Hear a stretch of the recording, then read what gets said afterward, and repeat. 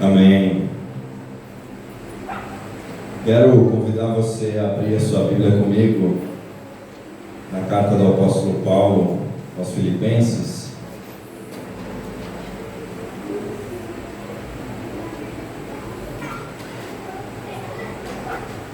Filipenses capítulo 2.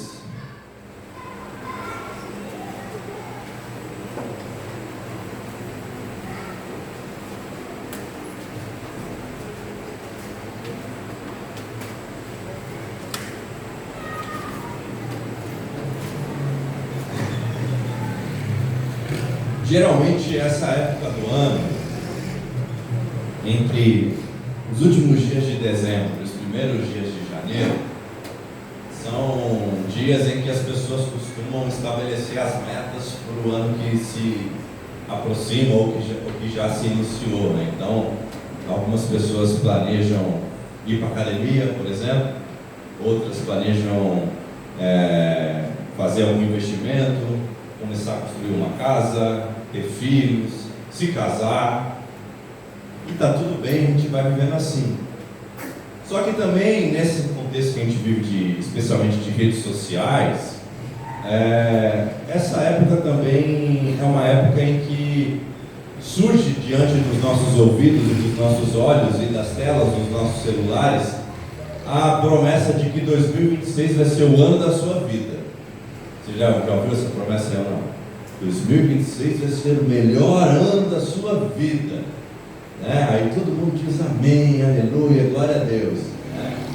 E a ideia que se tem com esse discurso também é de incentivar as pessoas a buscarem a melhor versão de si mesmo.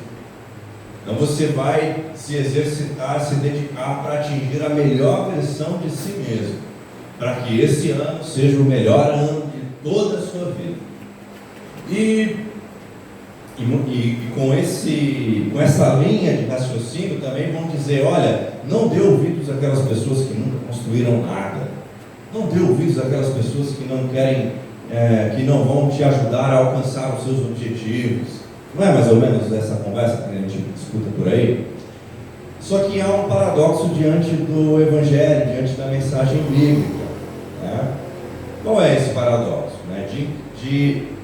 Fica escancarado diante de nós um conflito, o conflito de viver para si versus viver em amor ao próximo, versus viver amando o próximo, que é o nosso chamado feito por Cristo. Cristo nos chama a amar o próximo, a viver uma vida de amor ao próximo.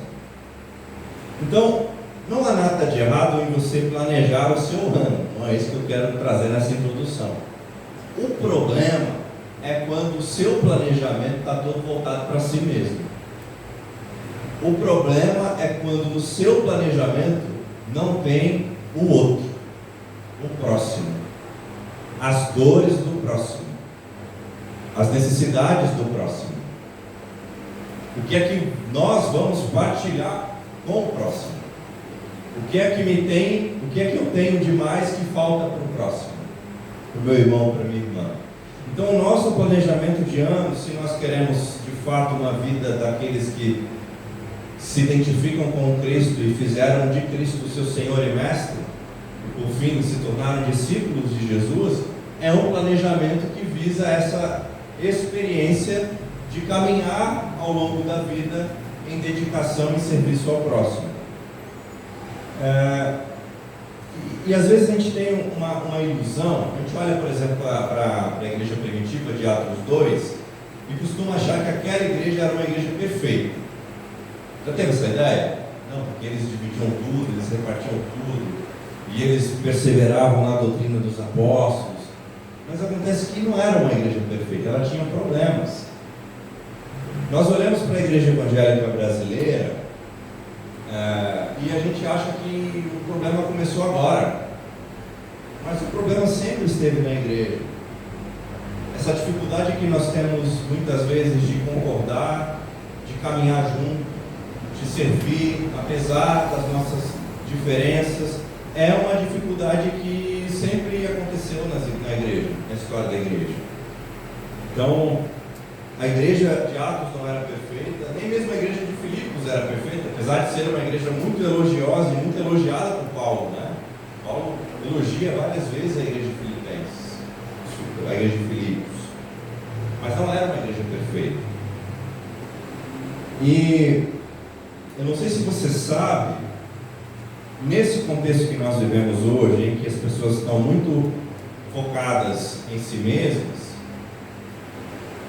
não é difícil nós encontrarmos cristãos odiando outros cristãos. Sabia disso? Já viu? Tem alguém odiando você?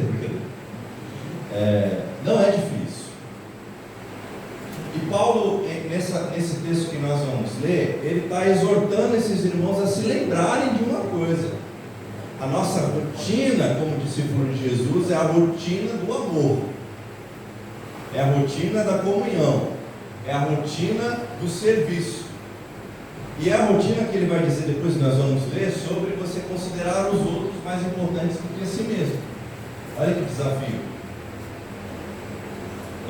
Então, esse cenário de tensão, que não é novidade, mas que se potencializou com as redes sociais, ele se aproxima diante de nós. E nós devemos olhar para esses cenários e para essas possibilidades de tensão com muito temor a Deus, para que nós não venhamos permitir que nada venha nos afastar do amor fraternal em Cristo Jesus, amém? Nada, nada, nada, nada. É um desafio para nós como igreja. E quando nós pensamos em planejar o nosso ano, isso devia estar no topo da nossa lista de preocupação. Como vou me dedicar em amar o meu próximo? Como vou me dedicar em não me separar do meu próximo? Como vou me dedicar em não romper com o meu próximo? Como vou me dedicar em ser mais generoso com o meu próximo? Isso devia estar no ápice, no topo da nossa lista. Mas, sendo honesto, não costuma estar. Né? Não costuma estar. Então, antes da gente traçar essas metas que estão centradas em nós mesmos, como dizem por aí, voltadas para o nosso próprio umbigo, né? Nós precisamos traçar as metas para o ano, e não apenas para o ano, mas para a vida, com a mente de Cristo. Tendo a mente de Cristo. Buscando a atitude de Cristo. E o texto que está diante de nós, Filipenses capítulo 2, versículo 1, diz o seguinte, o apóstolo Paulo dizendo: há alguma motivação por estar em Cristo? Há alguma consolação que vem do amor? Há alguma comunhão no Espírito? Há alguma compaixão e afeição? Então, completem minha alegria, concordando sinceramente uns com os outros, amando-se mutuamente e trabalhando juntos, com a mesma forma de pensar e um só propósito. Não sejam egoístas, nem tentem impressionar ninguém. Sejam humildes e considerem os outros mais importantes que vocês. Não procurem apenas os próprios interesses, mas preocupem-se também com os interesses alheios. Tenham a mesma atitude demonstrada por Cristo Jesus. Vamos orar mais uma vez? Deus nosso Pai, aqui estamos mais uma vez diante da Tua Palavra e te pedimos, Senhor, que apesar de mim, da minha imperfeição, que o Senhor venha falar com todos e com cada um de nós. Que a Tua Palavra encontre boa terra nessa noite, Senhor. E que nós sejamos todos, cada um de nós, consolados e confrontados pela Tua Palavra, Senhor. Oramos assim, em nome de Jesus. Amém. Paulo faz perguntas retóricas àqueles irmãos. Vocês têm alguma motivação para estar em Cristo? A resposta, evidentemente, seria sim. Vocês terem há alguma consolação que vem do amor? A resposta, naturalmente, seria sim. Tá? Há alguma comunhão no Espírito? Também, muito fácil de acertar essa resposta. Estão gabaritando, hein? Há alguma compaixão e afeição? Sim. Há. E aí, diante dessas perguntas retóricas, Paulo então diz para os irmãos: então, se a sua resposta foi sim para isso que eu acabei de perguntar, completem a minha alegria. Completem a minha alegria. Paulo, de que forma? Concordando sinceramente uns com os outros. Ah, não vai dar, Paulo. Tem uns que gostam de feijão por baixo, outros por cima. Tem gente que gosta de bife mal passado, bem passado, ao ponto. Tem gente que torce até pro Corinthians, né? Inclusive cantou aqui, né?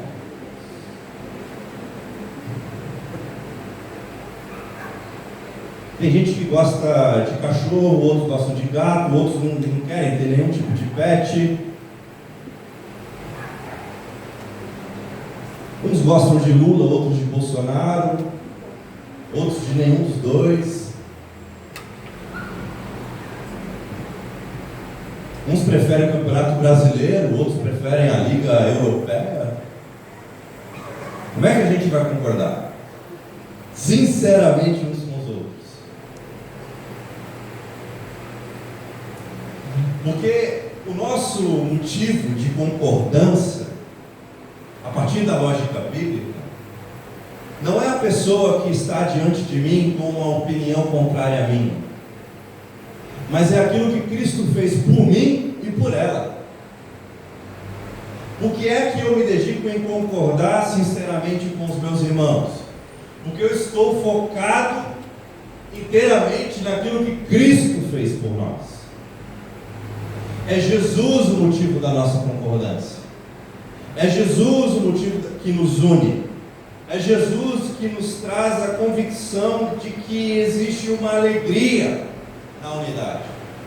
E qual é o fundamento da unidade, então? Primeira coisa, o fundamento da unidade é a alegria de pertencer a Cristo.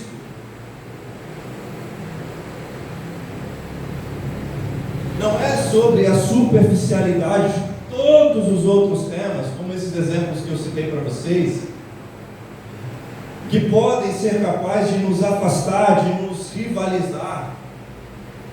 Porque a nossa alegria é de pertencer a Cristo. E a nossa unidade, o fundamento dessa unidade é justamente essa lógica: eu pertenço a Cristo. O Carlão pertence a Cristo. Portanto, não há nada entre Carlão e eu que seja mais profundo, mais intenso, mais necessário, mais importante do que a alegria que temos de pertencer a Cristo. Logo, tudo que temos diante de nós que é antagônico, que é discordante, fica pequeno diante da alegria de pertencer a Cristo.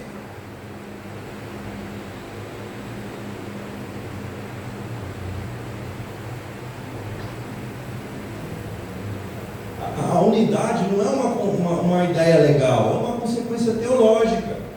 Você é grato por estar em Cristo? Sim. Então, seja um com seu irmão, no sentido de ser corpo com ele.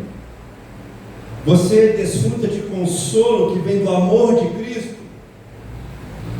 Então ame verdadeiramente o seu irmão. Entende? Há um fundamento diante de nós. O fundamento não é a amizade humana, é a alegria de pertencer a Cristo. Porque vocês sabem, numa igreja, nossa igreja, o Carlão atualizou 113. O passarinho me disseram que vai aumentar esse número aí. Mas 113 pessoas.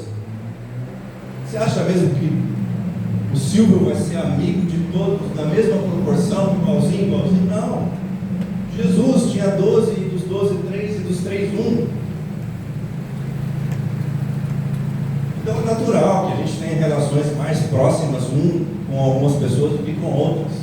Agora, não é natural, quer dizer, natural é porque é da nossa carnalidade, mas não é espiritual, não tem a lógica do Evangelho, nós nos distanciarmos dos outros com base na amizade.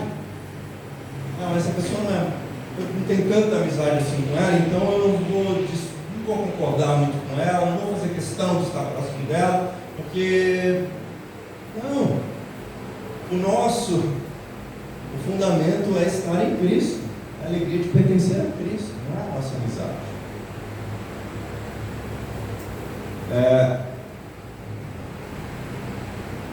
E por estarmos em Cristo, deve haver um crescimento do amor. Já parou para pensar nisso?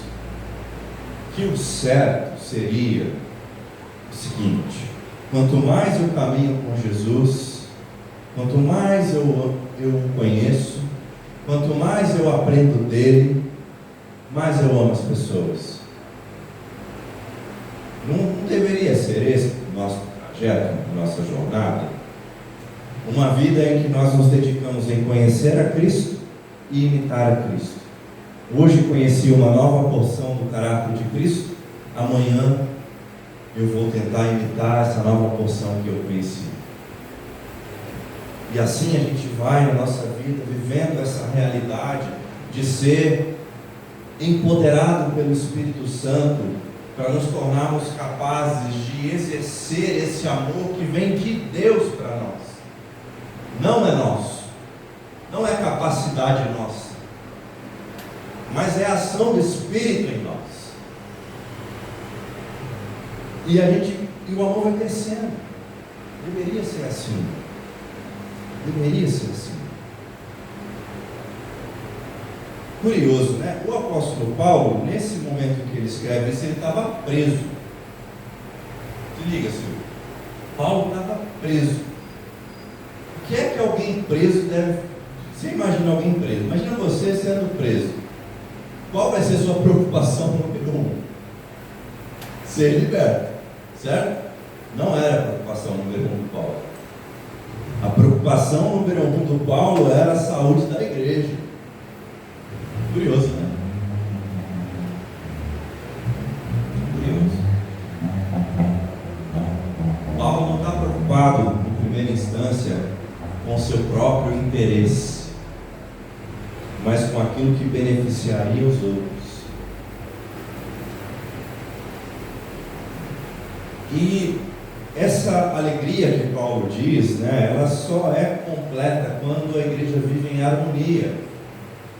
E sabe você, a igreja de Filipos não era uma igreja que tinha problema de harmonia, mas é como se Paulo estivesse dando uma vitamina para evitar possíveis problemas futuros. Ele está antecipando qualquer tipo de problema, prevenindo, né? Porque diz o ditado que prevenir é melhor do que remediar. Então ele está prevenindo, oferecendo para aqueles irmãos uma profundidade de entendimento para que a sua alegria fosse completada. Porque é o seguinte: a igreja que não milita pela causa do Evangelho, ela vai militar pela posição do vaso, vai militar se põe árvore de Natal, se tira a árvore de Natal, vai militar se pinta a parede de preto, de cinza, de branco. A igreja que não se envolve com o Evangelho, ela vai brigar por outras coisas. Mas o nosso chamado e a nossa missão é o anúncio do Evangelho. Então, a natureza dessa unidade, sobre pensar a mesma coisa, ter o mesmo amor, não é uniformidade de personalidade. Não, a igreja de Filipos era uma igreja diversa, muita representatividade étnica, inclusive. E com isso, se há representatividade, diversidade étnica, há diversidade cultura. Não é sobre isso, mas sobre a harmonia de propósito. Qual é o nosso propósito como igreja? Qual é o nosso propósito como discípulos e discípulas de Jesus? Quais são as metas de um discípulo de Jesus? Já parou para pensar nisso? Fiquei me perguntando enquanto eu preparava a mensagem, porque as metas da sociedade a gente já sabe.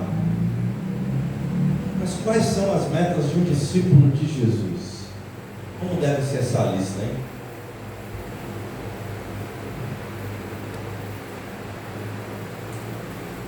A nossa teologia, por mais sólida que ela seja,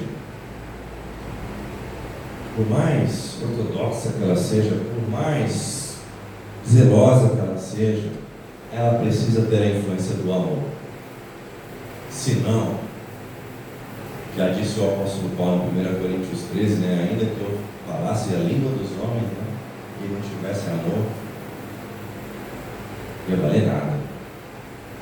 Então, todo o nosso zelo teológico, toda a nossa preocupação doutrinária, tudo isso precisa ter influência do Espírito do amor.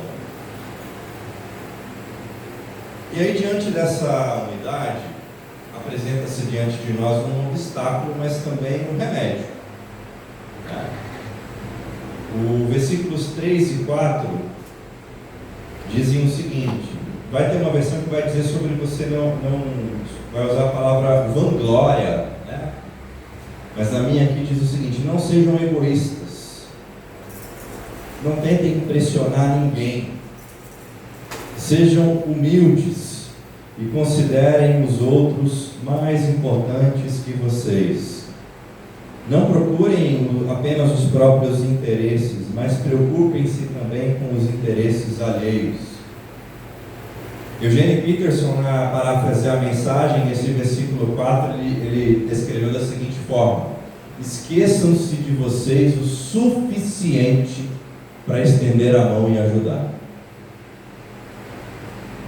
Porque qual é o obstáculo que está diante de nós? O nosso egoísmo, a nossa vanglória, essa ideia de que somos importantes, essa ideia de que somos o centro do coração de Deus, essa ideia de que o mundo gira em nosso redor, as pessoas existem para nos satisfazer,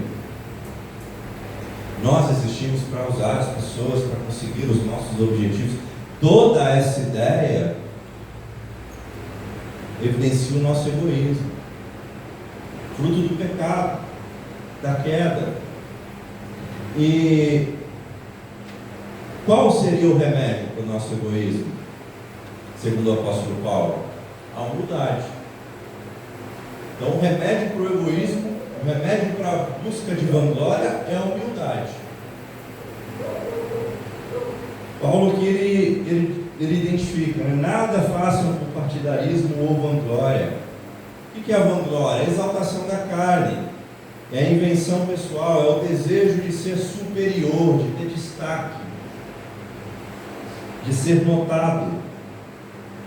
E é a raiz do conflito entre homens, o interesse próprio, desvirtuado, mal compreendido, absolutizado, esse interesse próprio que é colocado na frente de tudo e de todos. Vanglória, egoísmo, é o que faz a gente brigar. Pode ver, se deu briga, tem alguém sendo egoísta. Geralmente os dois. E qual é o remédio? Sejam humildes, busquem uma vida de humildade.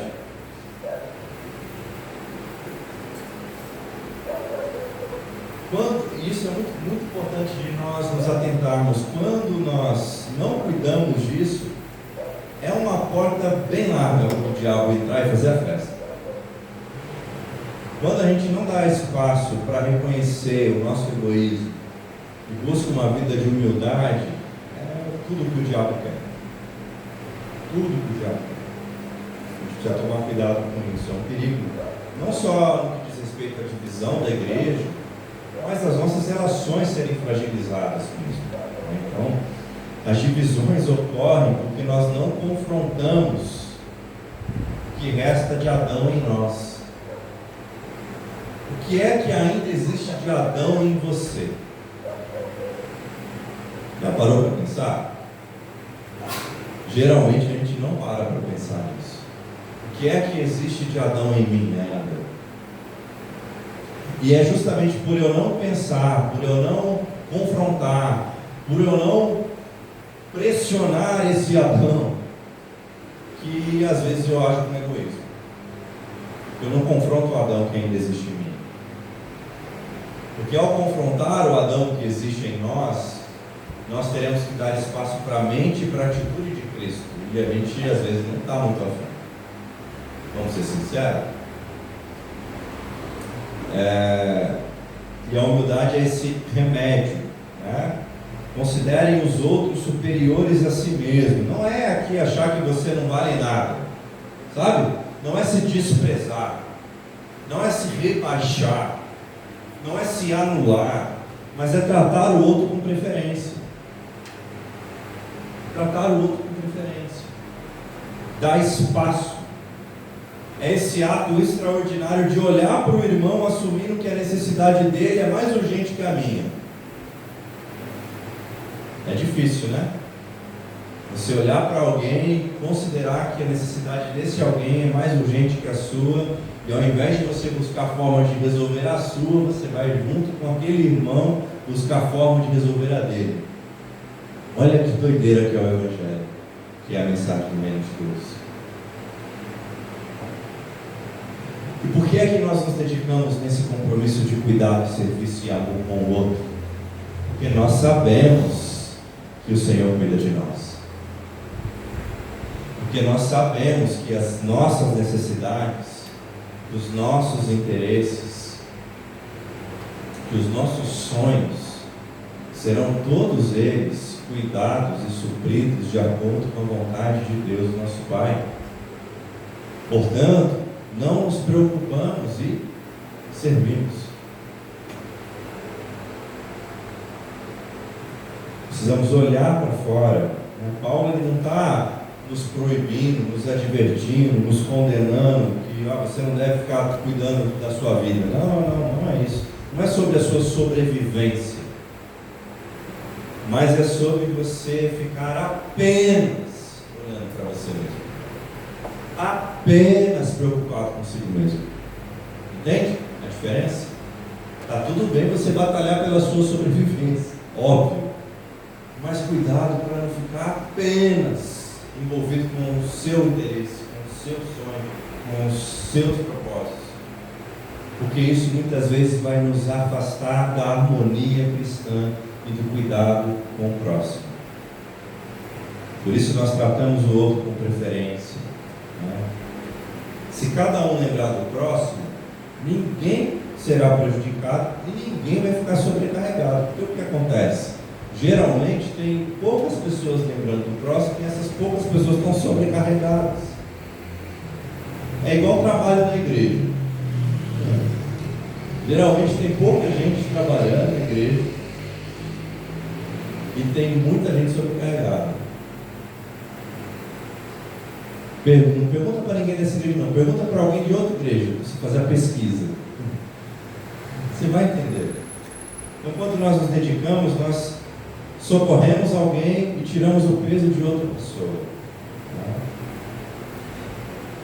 Diante desse remédio que é a humildade, e a humildade, gente, nada mais é, eu adorei uma definição que eu li enquanto eu estudava para essa mensagem.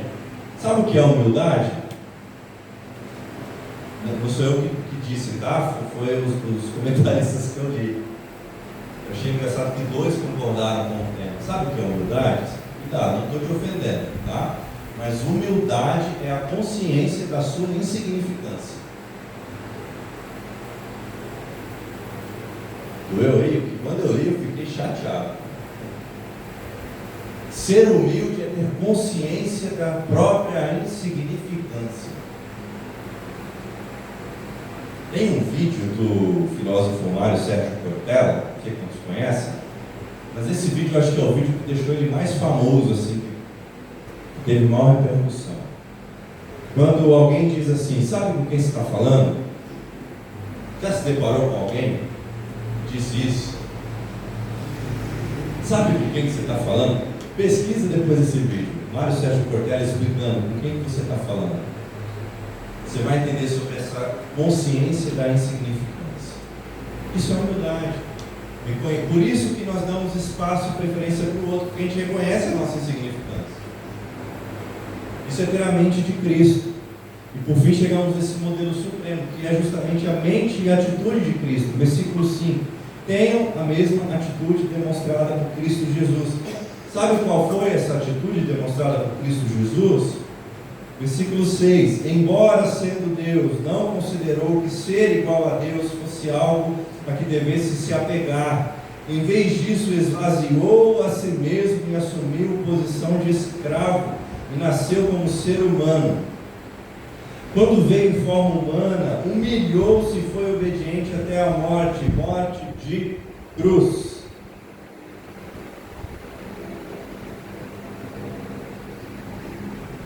Não é sobre sermos bonzinhos, não é sobre moralismo, mas é sobre ter a mente de Cristo, sobre ser como Cristo. Pensa comigo, se Cristo, embora sendo Deus, se tornou escravo, servo, abriu mão dos próprios interesses, abriu mão dos próprios privilégios, abriu mão do seu trono. Por que é que o Ranieri não pode? Aliás, por que é que o Ranieri não deve?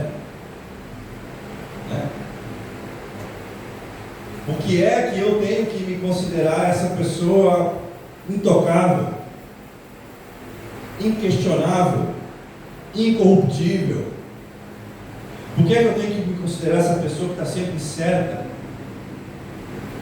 que sabe de tudo, que tem a opinião mais embasada?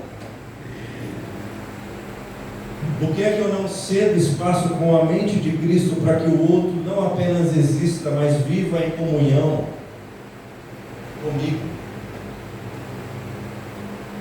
Diante da minha consciência, da minha própria insignificância.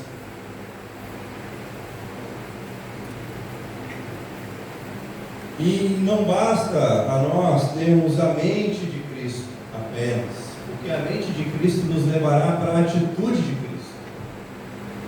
Precisamos agir, precisamos nos envolver nesse cuidado com a criação e com tudo que Deus criou.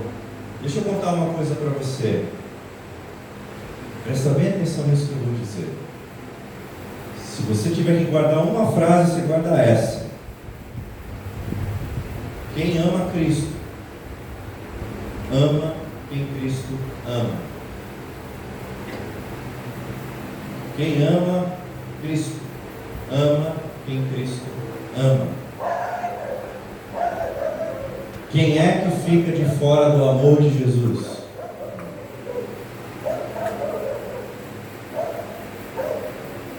Há alguém que Jesus não demonstrou o seu amor na cruz? Então, quem ama Cristo, ama quem Deus ama, ama quem Cristo ama. E é assim que nós deveríamos planejar o nosso lar. Com essa atitude, com esse coração, tirando os olhos de nós mesmos, nós sabemos que estamos em Cristo. Não como quem está brigando e lutando por migalhas de honra, mas como quem está interessado em honrar e engrandecer o nome de Jesus. Porque no final do dia, pouco importa o nome do Ranieri, do Silvio, do Carlos, da Fernanda. No final do dia, o nome que nós queremos declarar, anunciar, é o nome de Jesus. Mas se nós não amamos a quem Deus ama, nós não anunciamos o nome de Jesus, nós anunciamos o nosso nome, que é egoísta, que busca os próprios interesses, que não se dedica no cuidado com o próximo. Então nós devemos planejar o nosso ano amando quem Deus ama. Amém, gente? Vocês estão aqui comigo? Vocês já desligaram e estão só no modo avião? Nós precisamos planejar o nosso ano assim, imitando a Jesus. Esse ano vai ser complexo. Que o Senhor nos ajude e nos lembre que nós devemos amar todos aqueles a quem Deus ama. E Deus ama as pessoas que você odeia. Se é que você odeia alguém. Na verdade, a gente não devia odiar alguém. Mas se por acaso você tiver aí um ódiozinho de alguém, deixa eu te contar um segredo. Jesus morreu por essa pessoa.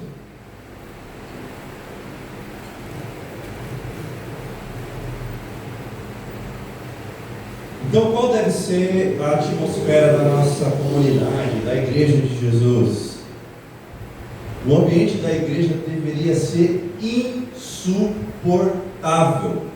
para quem está se dedicando em odiar, para quem está se dedicando em dividir, para quem está se dedicando em contrariar. O ambiente da igreja tinha que ser insuportável ao ponto de alguém dizer em amor: olha, não é assim que nós fazemos aqui, não é assim que nós vivemos aqui, não é assim que nós nos relacionamos aqui, porque nós decidimos seguir a Jesus, nós decidimos ter a atitude de Jesus, e Jesus, embora sendo Deus, se esvaziou para servir.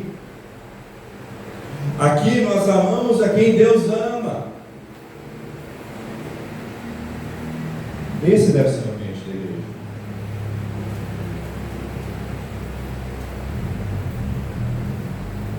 Vamos recapitular então, para concluir?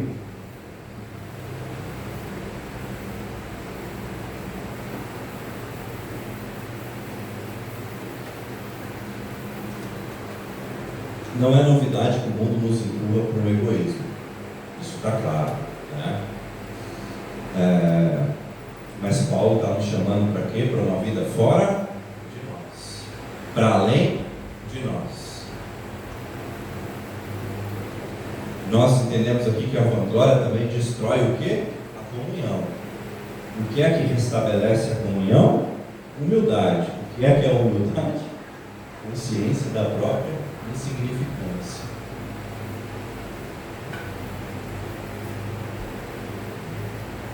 Toda vez que você for tentado em colocar as suas opiniões acima das pessoas, lembre-se que a nossa melhor versão é quando nós nos parecemos mais com Cristo. Lembra disso?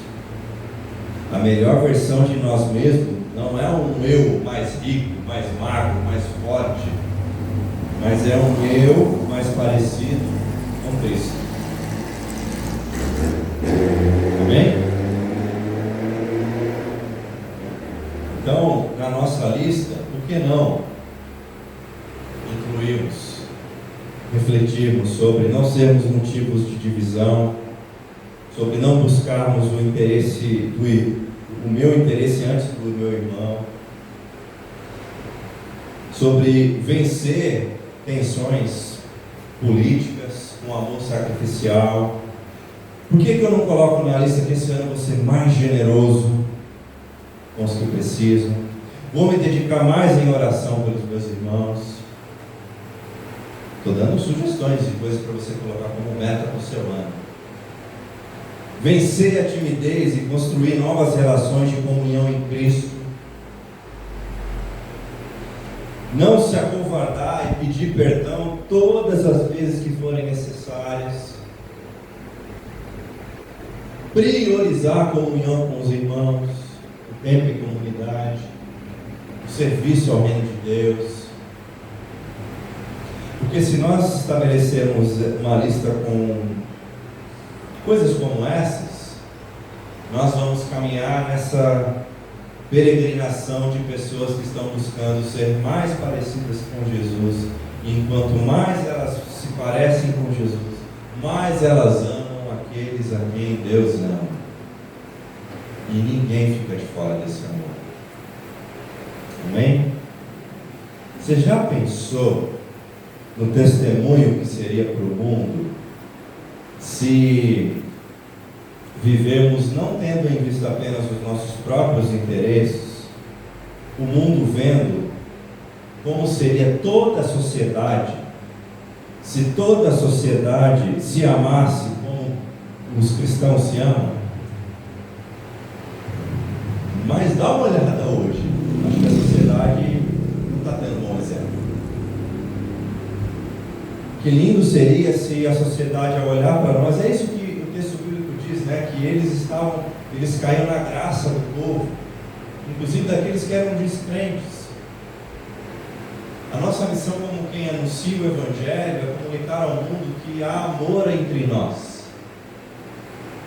que há amor em nós, que há amor que nos afetou, nos atingiu, nos transformou e que é esse amor que nós derramamos. Essa é a mensagem que temos. Esse é o desafio que temos. E a nossa oração é para que Deus mate o nosso egoísmo e nos dê a mente de Cristo para enfrentarmos esse ano com a mesma atitude de Cristo, que esvazia-se de si mesmo e serve. Amém? Vamos orar?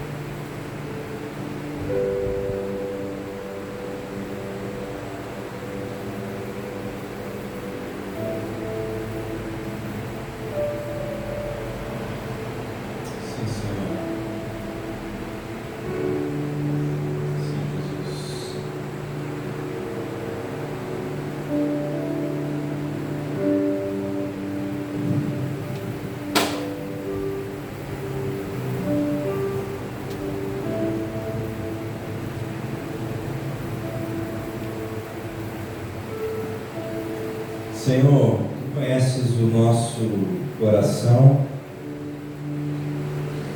e por isso sabe exatamente todos os planos que temos para nós, sonhos, metas, desejos. O Senhor sabe. O Senhor sabe exatamente também quais desses sonhos, dessas metas e desses objetivos nos afastariam do Senhor se eles fossem realizados. O Senhor sabe.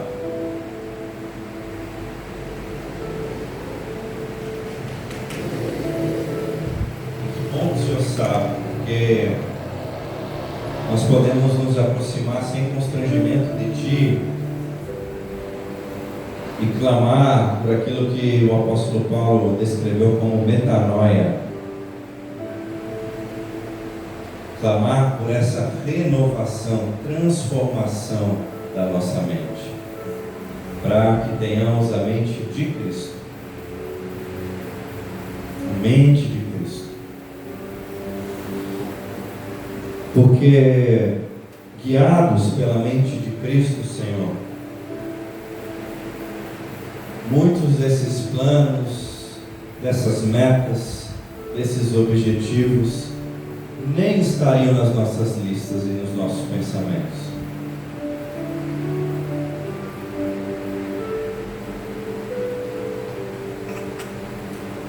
A minha oração, Senhor, é que o Senhor, sim, nos ensine a fazer planos, a nos organizarmos, a sermos assertivos, responsáveis, mas que o Senhor nos impulsione a sermos generosos, amorosos, perdoadores,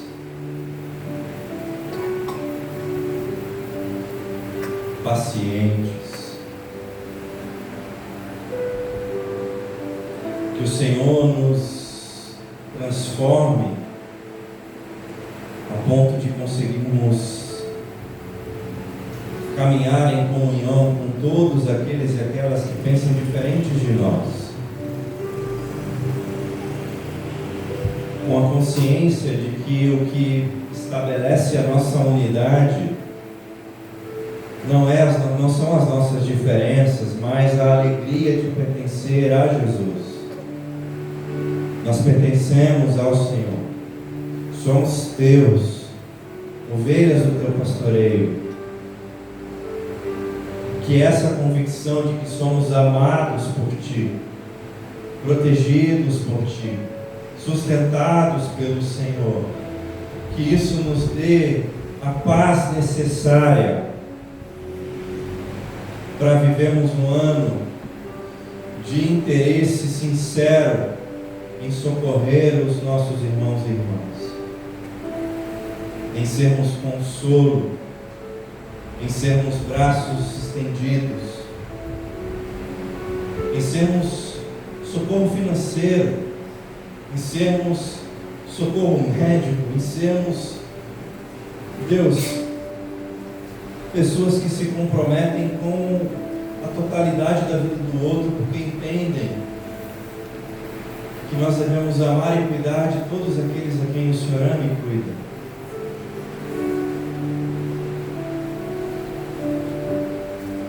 Que seja assim, Senhor, neste ano, para a honra, para a glória do teu santo, precioso e bendito nome, o nome de Jesus, e para o nosso bem.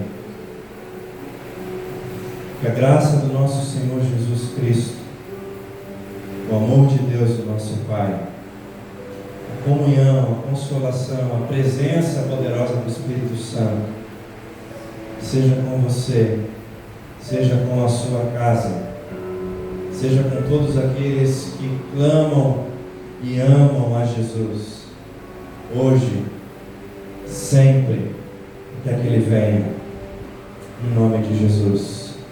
Amém.